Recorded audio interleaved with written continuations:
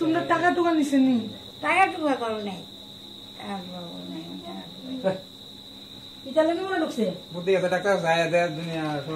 আসিলাম না। আমি গেছিলাম ডাক্তারের কাছে এই ব্লাড টেস্ট করতাম।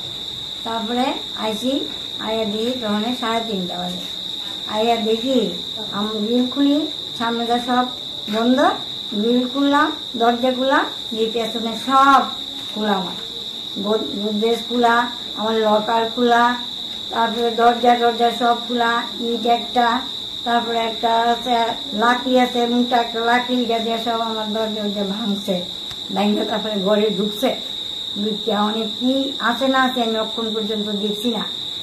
অক্ষণ আমি একটু দেখবো আর কি আর আমার নিচে না নিচে, তারপরে আমি কইতে পারবো। থানা তো জানাইছেন না।